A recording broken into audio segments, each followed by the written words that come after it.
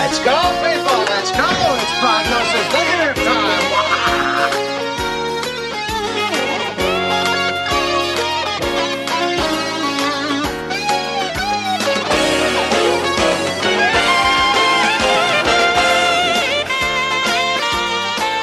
Hi, this is Eric.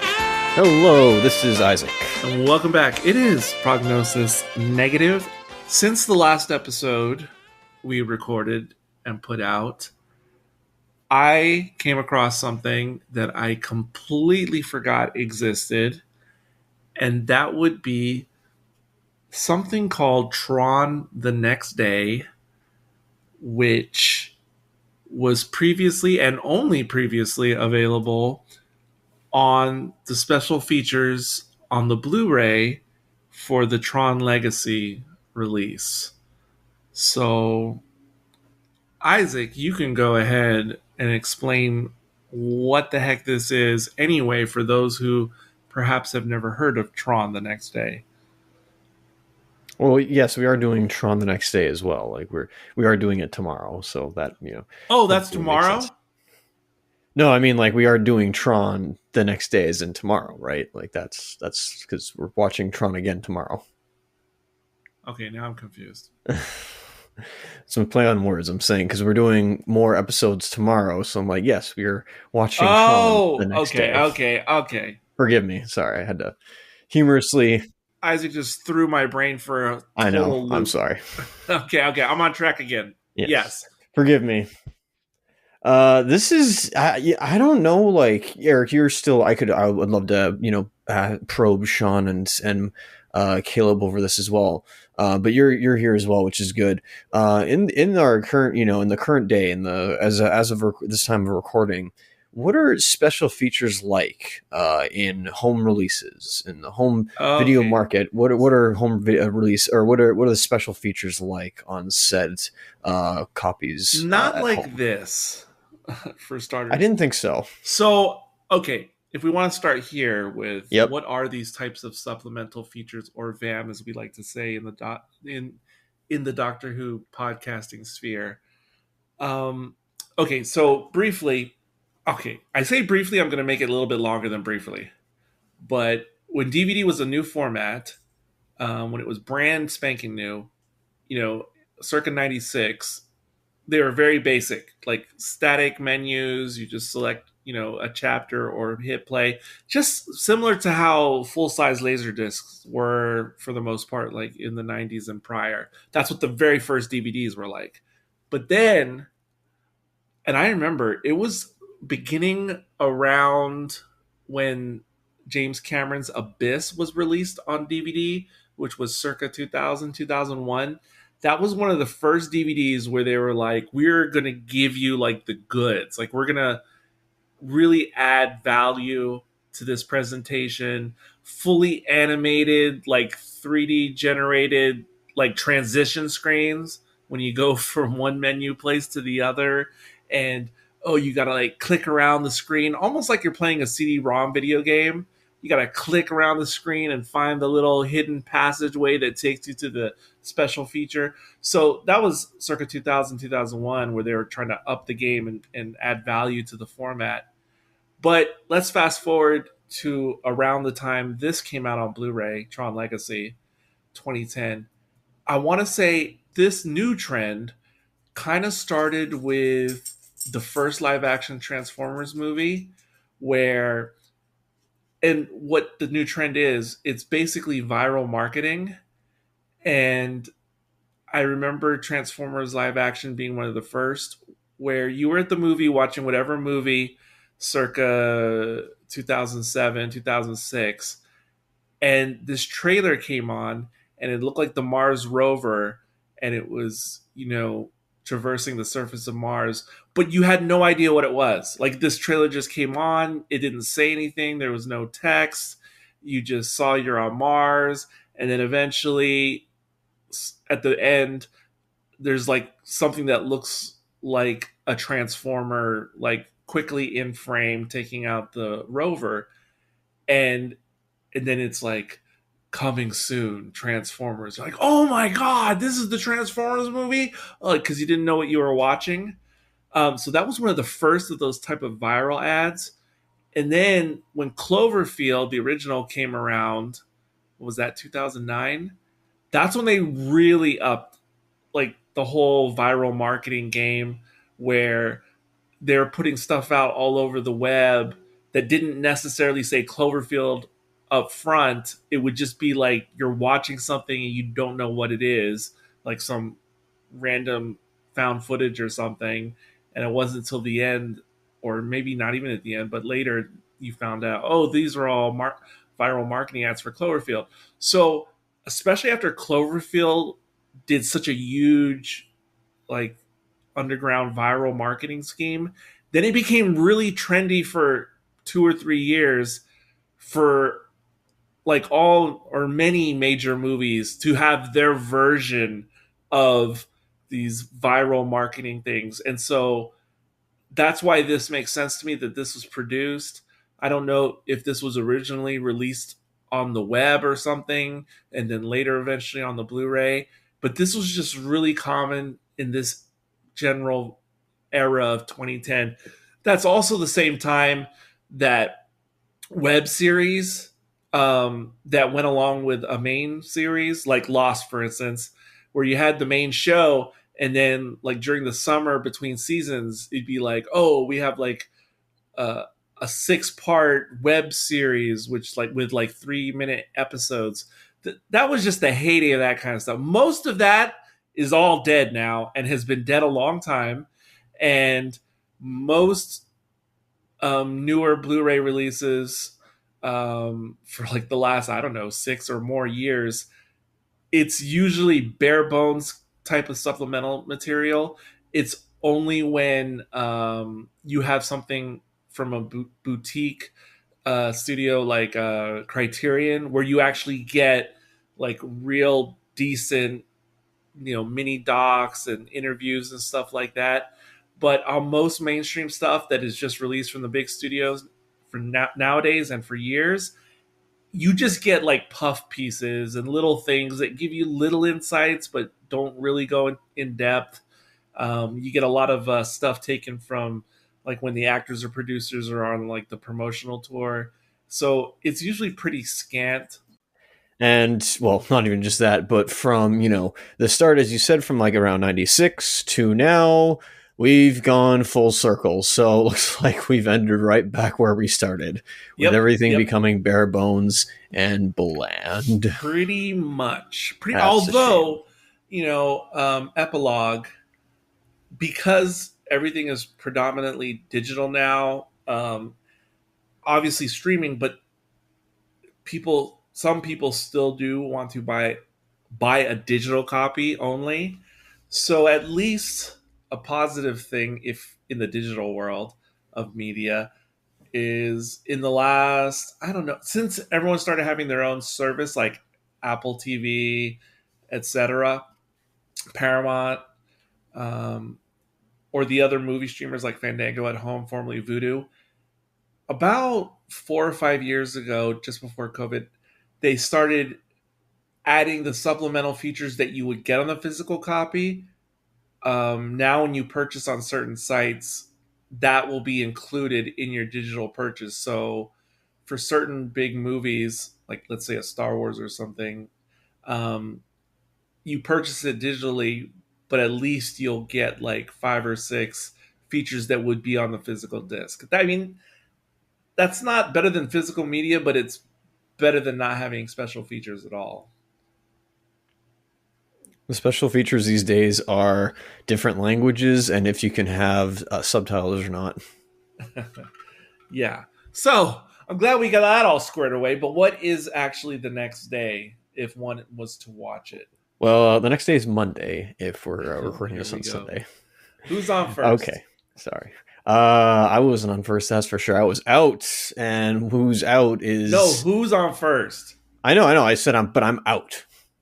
Oh my gosh. I know, exactly. But I'm out of this podcast for not telling you all, you listeners, ladies and gentlemen, those between and affiliated, about the next day, which I guess I don't know if Joseph Krasinski had any involvement in this. I don't know if he shot it, but obviously it was probably maybe some like second unit guys. I'm not really sure, but it. I'm actually glad we're doing this alongside Uprising because I think it kind of showcases that at least what they're implying between Tron 1 from 82 and then Legacy. There was also a movement of instead of Tron lives inside the grid, Flynn lives, and I kind of enjoy you do like a mock. I say mockumentary. It is the a correct term. mockumentary. Oh, I guess it is. This is they have like this. It's kind of a mixture of mockumentary, and then like I said, remember Cloverfield was this whole viral marketing like found footage a thing that you didn't know what it was, just like the Transformer one in a way was like found footage. So this is not found footage per se, but it is like if we pretend we lived in the world of Tron, it'd be like this would be something that people would be passing around. You know what I mean? Like this is something you wouldn't find on a YouTube. This is something that I'd be like, hey Isaac, look, check, you gotta see this. You gotta see this. You know, like you gotta learn about the underground. So I'm trying to think. What? Pardon me for me interrupting. What would be the real world equivalent?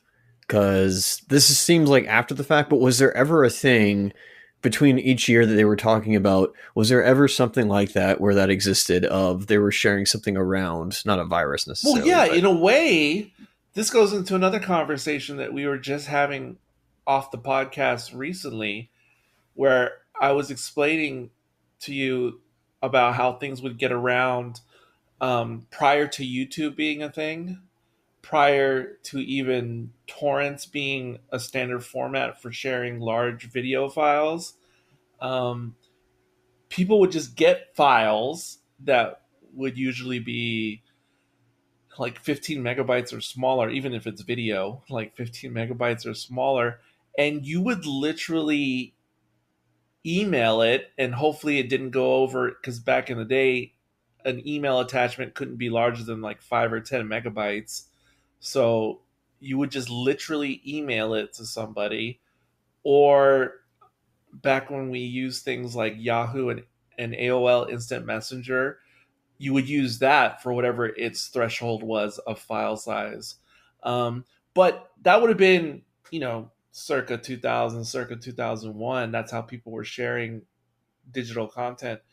But I'm old enough to remember before the internet days, or at least the internet as we know it, the way things that would get spread, the way things would get spread was, if we're talking computers like in the late 80s and 90s, BBSs is what they were called. I can't remember what that stands for.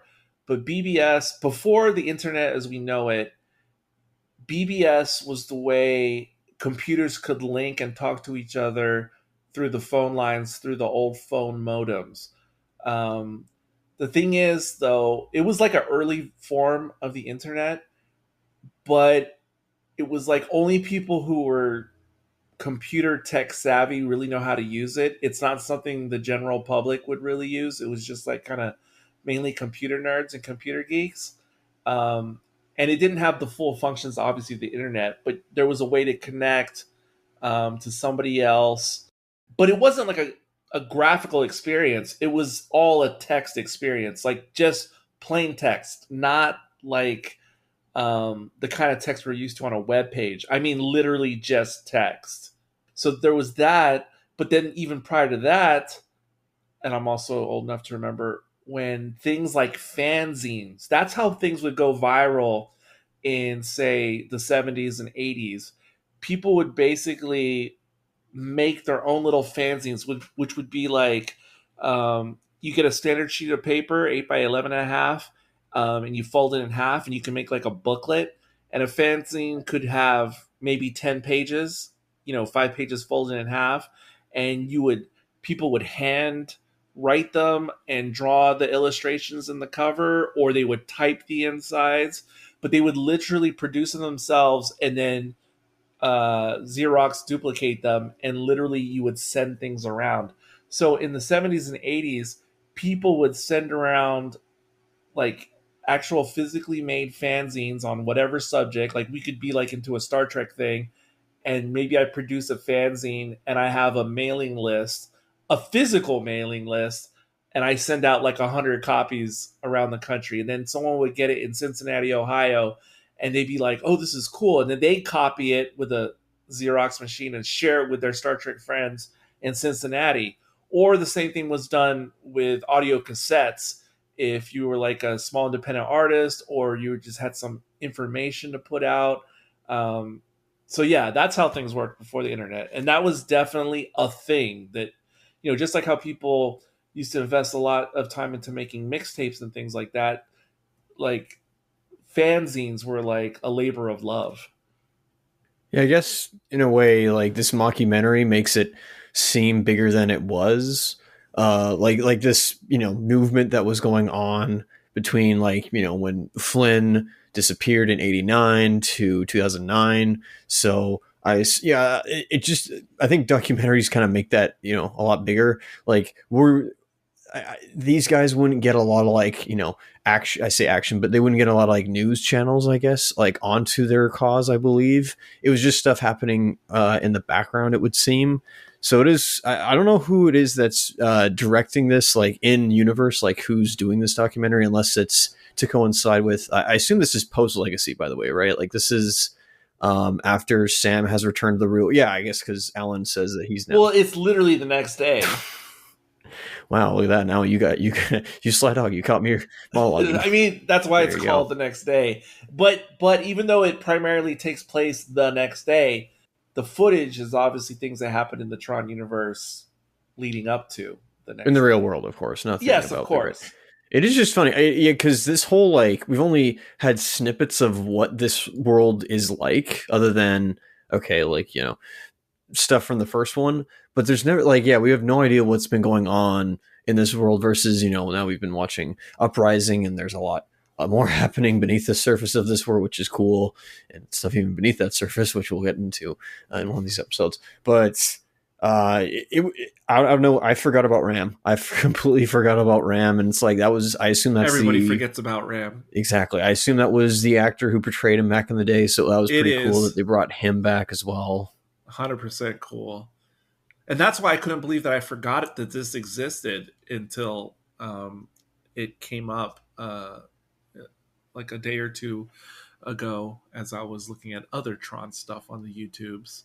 And you honestly only could have this exist the next day exist on the DVD or on the home release, because I don't know how they would have shown this on, that'd be funny if they had a post credit segment of this instead of a post credit scene. It's a whole segment in a way, like a short film. Well, yeah, this in particular, as far as I know, was only released on the Blu-ray, but it was probably released to be something that could be out there on the official Tron Legacy website or something like that.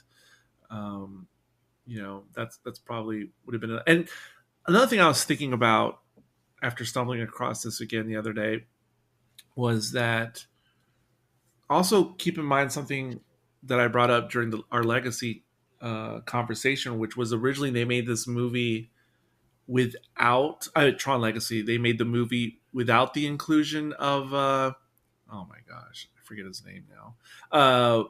Alan, aka is it Bruce Boxleiter, I think? Great name, but I always forget how to say it. So remember, they originally made Legacy without using the actor or the character.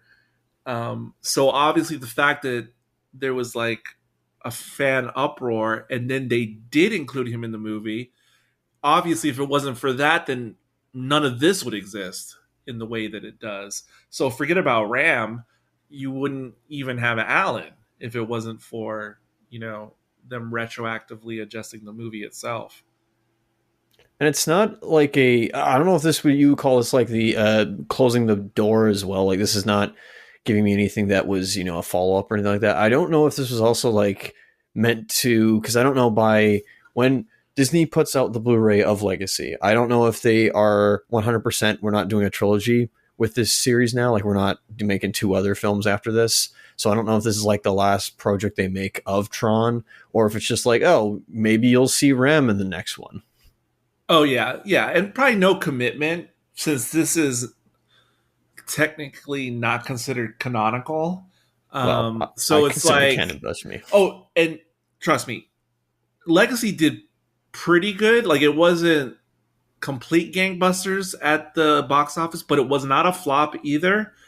And there had always been talk of a third Tron movie as soon as Legacy was out there.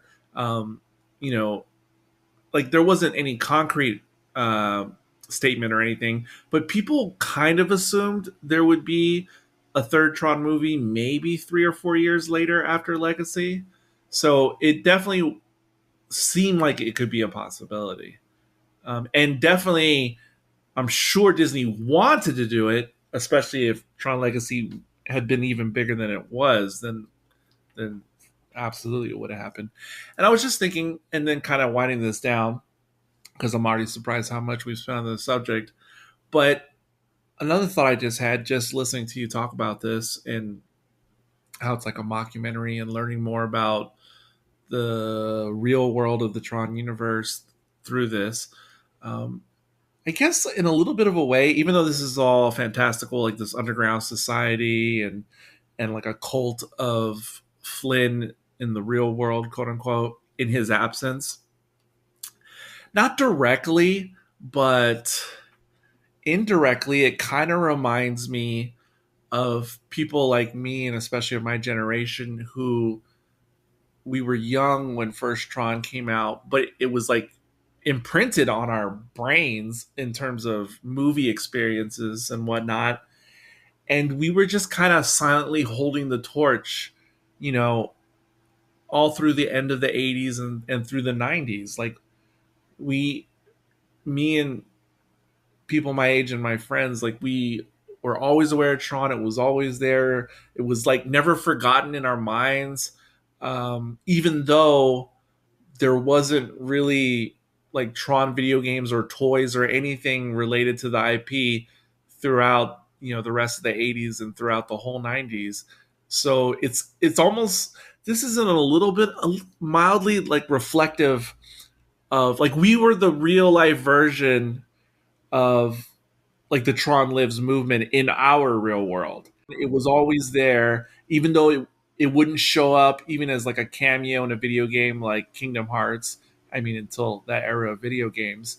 But there was literally like nothing new Tron for 15 years. It wasn't until the 2000s that Tron started to come back in little ways in different things. So I guess this is a little bit reflective of the real world in that sense, that there was a group of people who never forgot. Yeah, as soon as as soon as you like said the oh yeah, that's kind of mirrors real life. I'm like, son of a gun, you're absolutely right. That's kind of the truth. And obviously you wouldn't have people on like, news broadcasts of like, oh, bring back Tron or anything like that. There that's not what was happening, obviously. But yeah, no, like the silent minority, I guess, in the background, the Yeah. cult itself, the good kind of cult, I guess, hopefully. If there is ever such a Yeah, thing. it's not unlike, to put it in more modern terms, um, just like how there's always people out there who will never forget Firefly, even though it's a one short season and a movie, amazingly.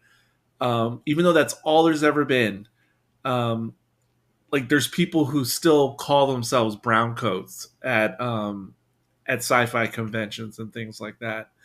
And I remember, because like with Firefly, uh, when I started ever listening to podcasts was 2006, and the two subjects I looked up first for podcasts were Doctor Who and Firefly. And I remember, there was maybe, I don't know, three Firefly podcasts in total in existence in 2006. And I remember listening to those podcasts, but that's already 3 years after the series had aired. And I just remember thinking, there's only literally like 14 episodes of this show. Like, how long are you going to be able to do a podcast? You know what I mean? Like, how much could you keep talking about if all you have is 14 episodes and then eventually obviously a movie, but then that's it. So, yeah. I shouldn't pose this question, but I wonder who has more of a presence. Not that it matters, but like how many more followers has which. The return, revival, whatever you want to call it, of Firefly. Just I don't know how that would work, or Half-Life 3, the video Oh game, God, Half-Life. Well, obviously the video which game. is kind of a joke by this point. Well, even the Firefly thing, like the conversation never dies, like because every time three or four of the actors, take a group shot at a sci-fi convention, there's always a new article of like, could it be possible? Is there a way? People still talk about that. So maybe people who are millennial age or younger, and if you're familiar with Firefly or how people have strong feelings about that IP to this day, yeah, I see. Tron was a version of that through the 80s and the 90s, where it was almost like a speakeasy subject. Hey, Tron, wink, wink. Um, you know, Anyways, they at least give Cillian Murphy's Dillinger Jr. The benefit of the doubt in this, which could bite him in the rear later on or not. I'm not exactly sure, but I did like that line of like, oh yeah, he's earned his place. He worked his way up. So it's like, oh, that's cool. yeah, I just think it's fun, and I'm just so glad we get another legacy character. Um, One day they're going to have to tell us what's going on with Lori. One day, but okay. Hey, no spoilers. You have no idea, which we should get into now of what where everything stands, given that weeks have progressed since the last recording. Eric, where do you stand right now in terms of Tron? Like, like this whole like Path to War project. Where do you stand? Have you seen Ares? Have you listened to the soundtrack? What's going on right now currently, just so we can keep the listeners up to date? Okay. I didn't know we were doing this, but I can deliver. So I saw Ares the Monday after opening weekend, and yes, I have thoughts about that. And then my friend took me to see it again the Thursday after that Monday. So I've seen the movie twice. Soundtrack, if you recall, I think I told you first about 2 weeks prior to Ares coming out that I noticed that the full soundtrack was already out there on the streaming services. Yes. And so I listened to it a little bit at that time. But I didn't really listen to it again until after I watched the movie for the first time. And I will talk much more about this when we actually talk about Ares on the podcast, about the soundtrack, etc. But at present date, I have listened to the soundtrack now quite a lot. Excellent. I still have not seen Ares. I'm only going to see it after we finish this project, which should be soon. Fingers crossed, knock on wood. But I think it was either the Thursday before the release. I think before the release of Ares on that Thursday, or maybe it was Wednesday, whatever. I listened to Nine Inch Nails' album, and then I think I listened to it again most recently, and I think it definitely has solidified in my brain. And regardless of what it reflects on the finished product or like what it's showcasing for the movie, I think it's a wonderful album. I personally like it, and unfortunately it's painted a picture of not through looking at the titles of the tracks, each individual track. No, I've not really. I think I've done a good job of not focusing on that, but more likely I've painted a picture of what the movie is going to be in my mind from the soundtrack itself, and like the highs and lows and music theory, even though I don't know what music do you want theory to, at all. even if briefly, do you want to say any of this vision you have in your head of what the movie may be like? It's a lot more talkative, at least with knowing Trent's You mean the score? The score, yeah, with like what Trent has done in the past, and whether it's listening to Quake or his other earlier stuff and post stuff, or like during his Ghosts era. He's not one for like, well, if he's one for action, yes, I get that. When I say action, just he can be very intense, and there's a lot more either sophistication or there's a lot more somberness to his score, which I like. So I don't know how that affects. So I think we're getting more of a talkie movie potentially rather than like a big. I think there's only like a few upbeat tracks that really would showcase like, okay, there's going to be a lot of intense action scenes in this. So I almost wonder if in the trailers that I've seen, they put all the action up front and that's the only action we're going to get. I'm not, saying that's a bad thing. I'm just saying I wonder if they are saying like, okay, here's all the big action set pieces, like they have one of those ships and they launch all those missiles. I wonder if that's like one of the only action scenes, maybe either towards the end or the beginning. I'm not really sure. But I think we're going to have a movie that's a lot more talkative and trying to be something like Blade Runner 2049, not including who the actor was in that movie to this movie now, but still. Obviously, I'm not going to comment on any of your guesses. Of course. In any possible way. I'm leaving this here because, in future Isaac looks back on or listens back to this, it's going to be different because I haven't seen the movie yet. So this is the exciting thing. It is technically speculation, but even then I'm not expecting it to be even there. Though I'm not going to react, I will say what you have said is very interesting to me.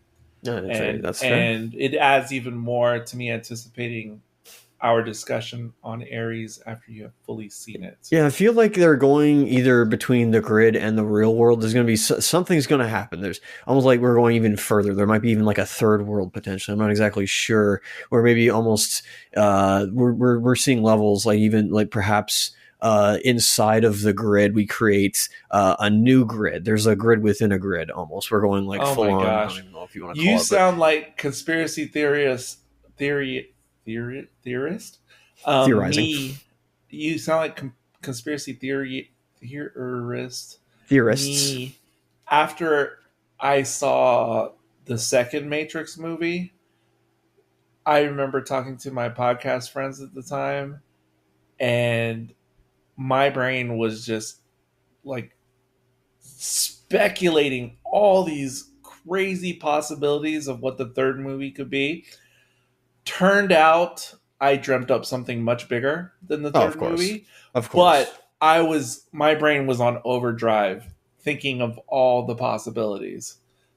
No, that's that. And again, I'm not going to be let down if my expectations aren't realized. That's not what I'm here to do. It's just like, oh, the soundtrack is painting a picture. But that's the thing is that music is, very right side of the brain. It's very like artistic. So of course I'm going to have like these images dance in my mind that probably go beyond nonlinear and non-Euclidean potentially of just like, oh, they're going big places, words. Even though so one of these episodes get us a little non-Euclidean in a way, but there's my thoughts as kind of maybe grandiose and painting a picture like I listened to like a metal album from the 80s or some progressive rock songs later on or progressive metal potentially. Apologies, I guess I just go there with stuff that music I do like. So I'm not really. No, sure. I love hearing the thought. See, folks at home, I had no idea Isaac was going to share these opinions right now, and I love hearing them. And obviously, I can't wait for him to see the movie himself. But also, I was already dying to do this segment when we get to Ares, but just talking about the soundtrack, the Nine Inch Nails soundtrack. And so I'm dying to share my timeline on my experience with the soundtrack specifically, but obviously I'm not doing that yet right now because I won't be able to explain it without bringing in context of the actual movie itself. Yeah, and like I said, this is like, I like speculating in a way because I've listened to something that indirectly has something to do with the plot, like the whole movie, but because there's not a lot of like, other than, again, I could look at the titles of the tracks, and I'm not going to, like, that's Scout's honor. I have no idea what's going on other than the mood of the pieces. Fortunately, the track titles for this album are vague enough that it doesn't necessarily give away, it just kind of puts ideas in your head as the music has itself. So that's good. So even if you read the titles, it's not necessarily going to reveal that much. But just speaking on listening to soundtracks before a movie actually releases, I know at times it has burned me in the past, And I don't do it often, like what you're doing with Ares, but I remember I did significantly do a version of this prior to Phantom Menace releasing. Same thing for Force Awakens. And I think I did it for Amazing Spider Man 2 and Superman Man of Steel, where I listened to the soundtracks quite a bit before the movies actually came out. And it's when I used to do this, it was a mixed bag in terms of oh, I love the soundtrack, and then I see the movie and I go, oh, this is so amazing. I love how it all comes together. And it's also happened where I get something from the soundtrack and the movie is quite different. Maybe the movie's better or worse, but it's quite different than my expectations. So when I've done this myself, it's been good experience. It's been not as good experience. It's been kind of like somewhere in the middle experience. So, and I don't know what it's been like for you with other movies prior to this, like when you've ever done it. But yeah, so I don't know how this will turn out for you ultimately. Well, I have an idea how it's going to turn out in the case of Ares specifically, but Of course. yeah. But hey, that's what I like about this, where you're immediately gonna, you're gonna do what you're gonna do, which is immediately go see it. I want to finish off the series first and then move on to the next thing. It's like, I want to. Had I had all the stuff ready, I would have finished Breath of the Wild before I ever would have played Tears of the Kingdom. I find it works a multitude of ways. Yes, generally speaking, whether it's Star Wars or Tron or Star Trek, generally it's usually best to watch things in release order, whether we're talking about just the movies or movies and television series included. Yes, generally the best way is in release order or MCU. But even though that's generally the best way, with those IPs I just named, I still think it works, whether it's MCU, Star Wars, or Tron. It still works to, I came in with Legacy first, or I came in with Force Awakens was my first Star Wars movie, and then I watched the sequel trilogy, and then I went back and went to OG or prequel or whatever. Like, I still think it works, even if you're out of sequence with stuff like this. Like, there's still benefits because obviously I've seen Ares, but it's still, even though I've seen it already, it hasn't hurt my experience still going through Uprising, still having not finished Uprising yet. So it works both ways, is all I'm saying. No, that's fair. I agree with that. All right. Well, closing out the show today, this is Eric. And I was Isaac.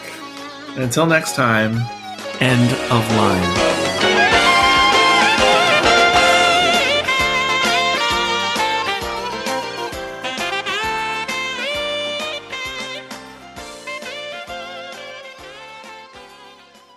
Prognosis negative.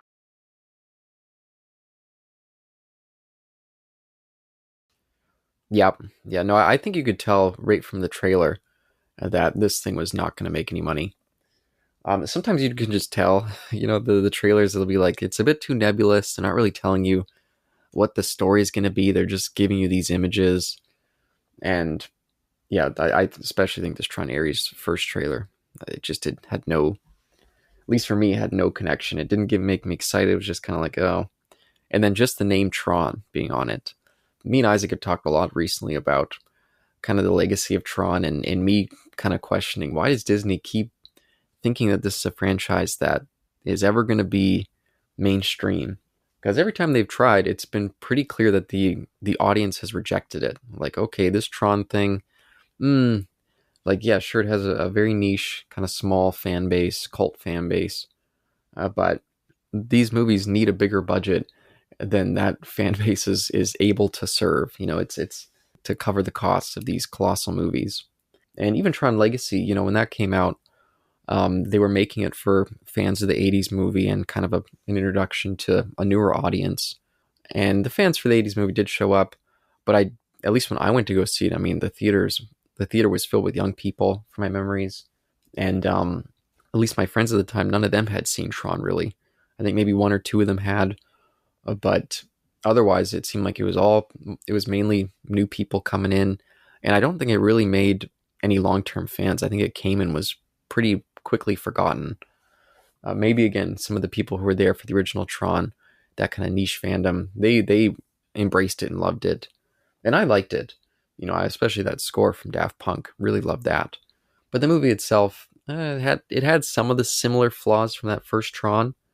I still like it better than the first Tron, but it still had some of those same flaws.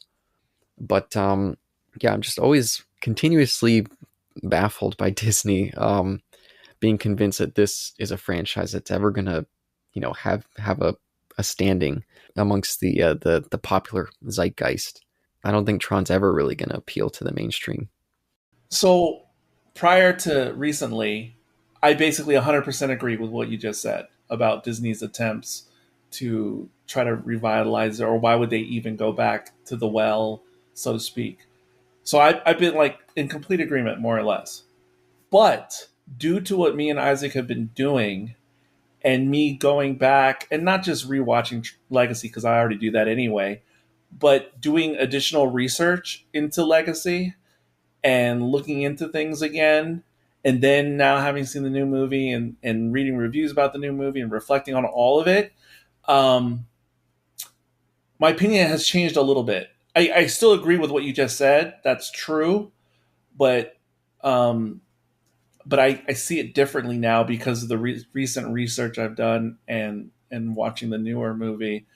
I think that's true, but the way I will amend things is that I could imagine, after doing this research, if I had just been working on the movie like as a producer behind the scenes or something for Legacy and for the new movie, before it releases to the public, I could imagine myself being a Disney exec going, I think we got something here. I think we got something. And then it comes out, Tron Legacy, and going, oh, dang. I mean, man, I thought we had more than this. I mean, like for public reaction or whatever. And I feel like I would have had the same exact deja vu again if I was still a Disney exec with the new movie. I think I would think once again, we got it. We figured out the formula. And then to get slapped even harder in the face. I guess that's fair. So I can see the thinking behind the scenes. It's just not landing for reasons. And with both movies, I don't think the reasons are exactly the same as to why it didn't meet stockholder expectations. But it would definitely be one conversation for Legacy and one conversation for Ares as to why it all seemed good before release and then why it didn't happen exactly as desired. I think there's multiple things that have to do with not the actual films themselves, but other things around the film, like marketing, etc. Well, in the original Tron, I feel like Disney always they always think that they have it with it. They're like, oh, this is big. This is gonna reshape the landscape of film, and they all come out and no one really cares. Yeah, I would have thought that too, actually. Well, people did care, but obviously not enough in terms of ticket sales. But people noticed. It just, didn't make anybody rich in the 80s. Well, I feel like there's a lot of people who, caught Tron on either TV or video in the 80s or 90s. But I don't feel like Tron ever had the deep fandom that something like, say, the Dark Crystal. Dark Crystal, another thing that came out, didn't necessarily make a huge splash in terms of box office, but has developed a strong cult following that has, shown up for the books, shown up for the comics, and always been desperate for more. I don't necessarily feel like the Tron fandom is quite that, hungry for it, always wanting more. I don't feel like there's a big enough fandom. At least in my personal anecdotal experience, growing up where I grew up and having the friends that I did, if it was, let's say, 1989, 1990, I would say, in general, my friends, like, Tron was more in our collective brains than Dark Crystal was, circa 89. Because I feel like from things from my childhood that Dark Crystal completely dropped off the map of my friends' minds much quicker than Tron did. And also because, at least in my sphere of the world, at least they would show Tron now and again on free television where Dark in the late 80s. But Dark Crystal, no, never. Like that would not get replayed. So that's probably part of it, at least in my sphere of the world. And by the way, for both these, I'd be shocked. I'm shocked that Disney invests so much in Tron, and I'd be shocked if any company invests that much in Dark Crystal, because both of them I feel like are almost inherently not mainstream. I don't think there is an audience that would really be, like a huge audience, that would really be there to gobble them up. Like Tron, I think the first Tron, as much as I think it's a flawed story, the lore and idea of the world, I think is really cool and ahead of its time. But not in a way that would be really cool to mainstream audiences, more to like nerds. Like, oh, look at them taking all this computer speak and crafting this cool world. That's really interesting. Well, in this unique style of how to film it, but nothing really there to translate to a wide appeal. And Tron Legacy a little bit more so, but I don't think really enough. In Tron Ares, I don't know if anyone's even seeing it to even know. So, well, I think sadly. If we just talk about the original Tron, I think it was on the cusp of like one of those things that could have been much more, like even in its time. Meaning, I feel like it was on the cusp of being something like Avatar, James Cameron, where obviously it was a huge success financially, but it's not the kind of thing that mainstream people usually get into. Meaning, a brand new IP that's very fantastical sci-fi, like, that's a really hard sell to get. Like, I mean, it could be like a popular movie, but to go gangbusters, like that could be a really hard sell. And I guess the 3D experience being so unique obviously plays a lot into why that was so successful, because it'd be hard to imagine it being the phenomenon that it was if it was strictly 2D, but the same movie. Yeah, but Avatar also had a lot more story elements that would be, automatic ins for audience. You could bring up the military aspect. That's already an automatic in for a lot of audiences. But also the kind of romance angle, that brings in a big crowd. That something like Tron, I mean, they maybe squeezed in a weird romance in there. Didn't really. They kind of forced it in there at the end. They pretty much did that like in every 80s movie. They would... Sorry. They kind of did that like in every 80s movie and TV show. They would squeeze in a weird romance just for the sake of it. But their Avatar had a lot of, young teen girls that were seeing the movie over and over again because they were so in love with that couple. And then just the overall conflict was very easy to relate to. The overall conflict in Tron is a little bit more muddled and a little bit more, it wouldn't be something that'd be super engaging. The story itself in Tron is not particularly engaging. Avatar, it hits a lot of those emotional cores and is kind of classic hero's journey stuff. So that one I just feel like is easier for an audience to... Okay, so now this is definitely going into the Uprising episode, because you're starting to get my brain to cook, and you're starting to make me think about stuff that I was already going to say in this Uprising episode. So this is definitely going in, because now you're starting to get the wheels turning in my head on this subject. Oh, and by the way, I'll just say quickly, sorry. I didn't even realize until you guys started covering Tron Uprising that was another attempt from Disney to be like, oh, let's try Tron. We'll try it on a smaller scale for a younger audience. And even that couldn't connect. They had to cancel it. So it's like, oh man. Well, that's every time they try Tron. That's something we've talked about a little bit already in Uprising with that exact thing. And I'll say some more about that too, which I was going to anyway. I mean, without you, Caleb. But because I'd already brought this up and I had already been thinking about it, and I didn't even get into it that much on the episodes we've already done on Uprising. But, that show came out in, 2012, 2013?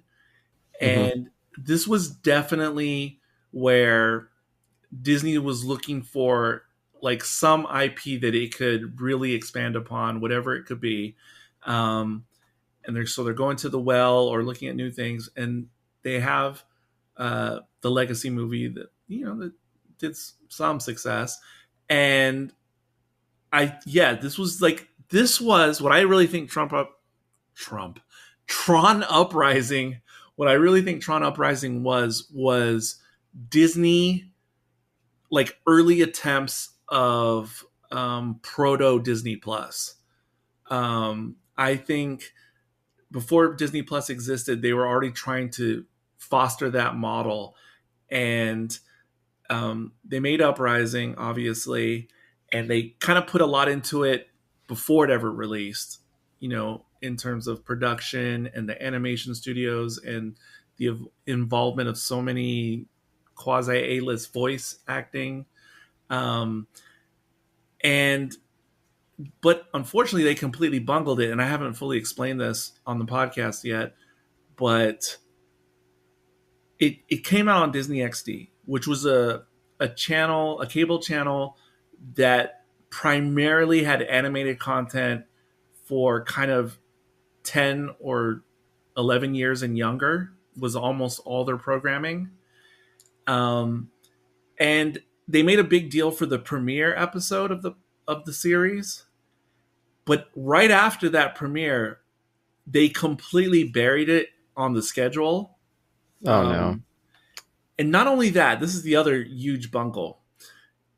So because it's coming on XD, a channel that is known for youthful content, people like me or people who were the demographic for Tron, the original or Legacy and/or, they were like, yeah, but it's on XD. So we're thinking it's going to be like one of those animated, like nowadays, like those like Spider-Man animated Disney things that are for a younger audience. Because it's coming out on XD, a lot of people are thinking it's going to be that type of show. But what it really is, and especially now that I've seen more episodes, what it really is much more akin to the more mature arcs of Clone Wars 3D animated. And except Clone Wars had to get there. Like they had a season of kid stuff, and then they started to up it a little bit, like in maturity level. Tron comes out at the upper maturity level right out the gate. That show is actually made for the demographic of like 14 to 28, but it came out on a kids channel. What it should have been is it should have been a primetime Cartoon Network show where they already have that type of stuff. If Tron Uprising was exactly the same, but it had come out on that channel at like 5 p.m. or later, I think this would be a whole different story. Furthermore, something else I was going to say in this episode that I guess we're in the episode right now is something I was going to bring up to Isaac that I was really thinking about after watching this third block of 4. And it pertains to what we were just talking about, why do these things don't connect? And I think there's something else to it besides marketing or poor marketing. And that is, now that we are 15 episodes into the 19 episode series / season, another thing that has become very apparent to me, and this is a good and bad thing about Uprising simultaneously, which is, you know what it reminds me of a lot, which also happens to be Disney? And I never thought this was going to be the case until I got 15 episodes into it. Tron Uprising is kind of like the Star Wars Andor of Tron in too many ways, because it's actually really quite good. It's, as a animated series, whatever, it's really quite good in writing, in world building, in animation. But like Andor, it's not what anybody was expecting or asking for before it became a thing. And if they had made more Uprising, I think something would have happened maybe like what happened with Andor, which is a small group of people saw it, was like, this is really good. Nobody else really cared. But over time, and especially when there was a season 2, some people who never saw season 1 went back to revisit, and then it has like this whole new fandom and accolades, yet still not making crazy money for Disney. But at least it's like, oh no, but at least we all recognize this is a quality show. I actually think oh my God, why am I saying that? I actually think Tron Uprising is a version of that for the Tron universe. Because if you watch all of Andor and you watch most of Tron Uprising, they are very similar. You would almost think this was Tony Gilroy's early attempt at Andor. Like if someone told me he was ghostwriting consulting on Uprising, I'd go, oh yeah, I see that. I see he's fleshing out his Andor show ideas in Uprising. I totally see it. So that's my new thing, Isaac, that I was just thinking about after watching this block of episodes in particular. So not only do I think it's a marketing thing, but I think it is a thing, both of those, Andor and Uprising, the types of stories they are. I think they are the thing that can have broad appeal to an audience, but it's one of those things that a general audience person is not going to be drawn to when you just tell them about it or what it is. You have to kind of like spend some time with it, and then you'll go, oh, okay. And so, yeah, I think a lot of people would have loved Uprising in the day. They just completely ignored it. It was on a network they don't want to watch. It was on at unusual hours, even from starting with episode 2 onward. It was always on at weird times, like Firefly, which we were talking about earlier. Me and Isaac, I think. But yeah, it's actually quite good. It's sad because while like Star Wars Rebels, which also came out on XD, except later, obviously in the timeline, Rebels also started off kind of mediocre, kind of oriented towards kids, got way better later. Uprising is like season 1 of Uprising is, in my opinion, immensely better than season 1 of 3D Clone Wars or season 1 of Rebels, which both turned into good shows eventually. But Uprising is actually quite good right out the gate. Yeah, and I won't take up too much more of your time because you guys got. Oh no, this is the podcast. We are doing it. You're not taking up time. You're adding content. But go ahead. But I'm only about 7 episodes in, but I've certainly enjoyed what I've seen so far. I think I enjoyed the first 5 more, but yeah, no, there was a little bit of a block there for like 3 episodes when I felt like it was more like setting up some pieces where I wasn't quite as into it. But I have been surprised and impressed. And it feels like, this feels a bit mean, but it feels like a more fulfilling Tron story than I got out of either of those first 2 movies. No, that's even though not mean. I like those first 2 movies, but the stories do feel like the weaker aspect, especially in the first one. But no, that's not mean at all. And I'm glad you're watching it because I wasn't sure. I knew you were editing it. I know you usually watch what you edit, but I wasn't sure if how much you were to do that for this particular series. No, but what you're saying makes sense though, because it reminds me of something else I told Isaac last time we did Tron, which is that makes sense to me what you just said, because if you watch the entire Clone Wars series, that's what it makes the prequels feel like when you go back to them, because you're like, wait a second, the storytelling with these characters and the situations and the politics in the universe feels so much more fleshed out and so much like the stakes seem to matter so much more. And then if you just watch the live action movies, you just like, I like these movies, but why can't they have that other stuff? So it makes sense if you kind of see the Tron franchise the same way, because it's analogous. And a funny thing I was telling Isaac last time on Tron, or Clone Wars, because I recently rewatched, well, it took a while, but I rewatched the whole Clone Wars series. oh wow. And gosh, it gets so good. Like, season 5, season 6, season 7, it gets incredibly good.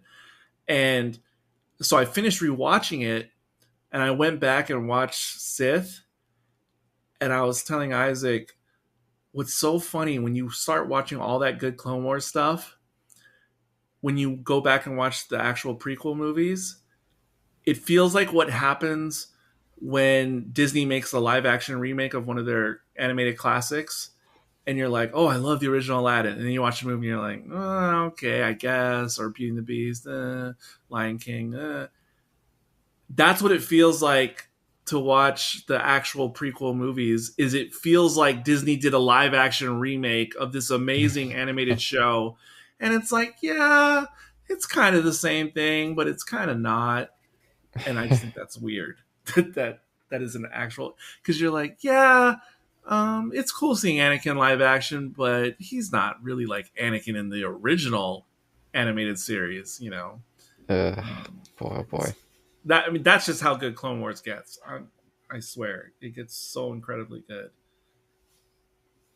Yeah. Yeah, and certainly I'm looking forward to finishing out this show and seeing Tron Ares, and I'm hoping that Tron Ares will improve on some of the story aspects of, because I feel like that's one of the things that those first two, maybe one of the reasons that audiences couldn't connect to them is the story aspects are a little bit nebulous at times, Yeah. and so something a bit more straightforward because they already have such a kind of bigger world that's already kind of a big in for the audience to be like, oh, like this all feels kind of a lot different than most universes, and then you give them this story that's a little bit hard to follow too, or hard to be invested in. It's really not giving a lot there for, again, a mainstream audience. So even if Tron Ares isn't connecting with the box office, I'm still hoping that it'll be an And improvement. that's why I can't wait to discuss it with y'all or whoever, Aries, because um, some of the things I want to say and the thoughts that it has put in my mind that don't necessarily have to do with Tron directly, but with other things. Um, all those thoughts that I've had recently were not thoughts that I ever thought I was going to have before I saw that movie. Of other things it reminds me of outside of Tron, and it's a long list of different things for different reasons it reminds me of, and I never thought that movie would spark all this in my mind before I saw it, but I can't say what any of those things are yet. Something Yeah. off Tron for a second, but you guys, you had mentioned Predator earlier, and something I wanted to say, because of seeing Tron 3D two times. The first time, this is not about Tron, but it's about something else. But because of seeing Tron at IMAX the first time, and then on regular size 3D the second time, when I saw it at IMAX, they showed the Mandalorian Grogu trailer, the same one that's on YouTube or whatever. And I don't have much thoughts about seeing that trailer on YouTube. Like it's just okay. It is what it is. Whatever. I'm not like excited or not excited. It's just whatever. Seeing it on IMAX, the exact same trailer, incredibly better. Like just seeing it on the IMAX format, I was like, okay, I want to see this movie now. I don't know if it's going to be good, but I want to see it. So that has completely changed my perspective, even though it's the exact same trailer, just on the big screen. The digital effects and things looked better than they do on a computer monitor. And then when I saw the regular screening, the Predator movie coming up, I think now I have seen 3 iterations of the same trailer, meaning it's the same trailer, but I've seen the CGI go through 3 different iterations now. That's interesting. I've seen the original, like that came out on YouTube and everybody was mad. And then I saw it on television or something, or maybe a different movie like a month ago or two. And I went, oh, look, looks different, looks better now. Same trailer, looks better though, the effects. And then what I saw the other day looked even better CG. Not only that, because the trailer happened to be in 3D, and I don't usually go to see movies in 3D for years now, it actually looked really solid with the 3D and the better CG. So I was telling my friend who has not seen earlier versions of the trailer, I was like, this feels like a totally different movie to me now, even though it's the same trailer. Like I was actually excited seeing that trailer for the first time. And there was another one that they showed, but I can't remember that also impressed me because of the 3D and the theatrical presentation. But I definitely need to go to the cinema more because There I you can't go. remember what the other movie was that I saw recently, and I was like, oh God, this looks different on the big screen. That's what it was. Oh. So it was Avatar the third. Oh yeah. So I've already seen the trailer, at the regular 2D theater and on the computer. They showed the same trailer I've seen before. I saw on a regular size screen in 3D. It looked immensely more impressive. That's fair. In Yeah, that's 3D fair. at the movies, and not because of the 3D per se, but I really noticed with that viewing of the trailer that the Na'vi themselves, like just their skin and whatnot, even more than the second movie, like what I saw in that trailer the other day, it was easily the most realistic, fully CG characters I've ever, like, where I don't know how to explain this because I probably said something like this when the first Avatar came out, and I said it again with Way of Water, but I'm saying it again with the third movie. Those Na'vi look like they were live action real humanoids on the screen. It did not look like CG. It looked like you can actually, they looked like they were like made out of rubber or something, translucent rubber, and somehow they were moving realistically on screen. I did not get that seeing that trailer in 2D or on the computer, but I was in awe of that trailer. So yeah, the power of cinema. They looked real. They looked like real aliens running around. It was crazy.